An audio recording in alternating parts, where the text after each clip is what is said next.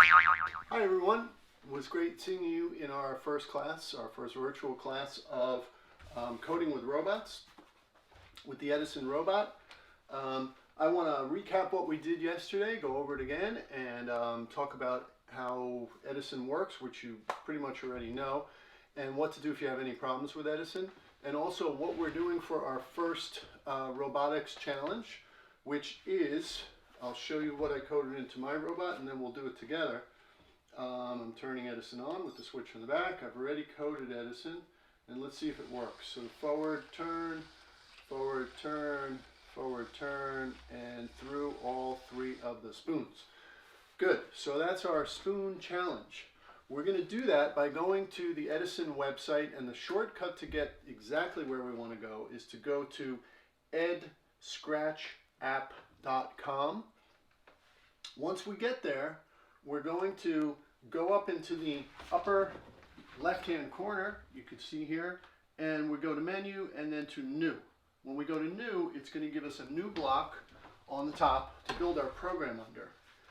Our program, as you could see, you're going to put the spoons out on the table at home, is getting through the spoon maze. You don't have to do it exactly the way I did, but you could. So you're going to build that program, and the important things we learned yesterday was that the sequence of doing things is really important with Edison. So once you've built your program, the next thing you're going to do is turn Edison back on. I would always turn Edison on and off between programming. It sort of clears Edison's memory.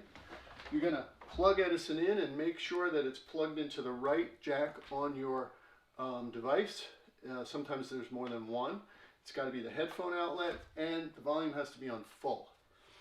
The next thing we do is go to the upper right, and we go to where it says Program Edison.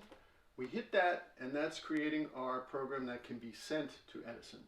Once the new window comes up, next thing we have to do is hit that round button once, then go to Program Edison, and the program will go into Edison. You'll hear that weird sound, and the longer the program, the longer the sound will keep going.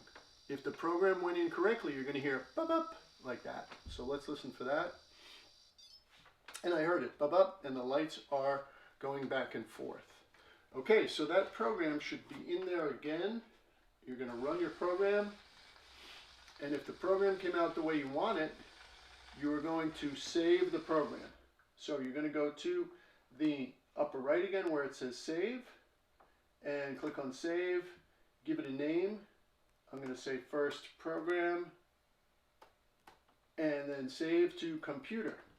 If you're working on a desktop computer, it will save it to the downloads, and if you're working on a Chromebook, it's going to say that it went to the download manager. That's there for you to keep now, and if you could, I would really like you to try to send me your program. So you would next go to your email and email to jaillo@pearlriverlibrary.org, and you're going to say, here's my program, and you will go to the attachment icon, which usually looks like a paperclip, and then it's going to allow you to look for the program that you just saved.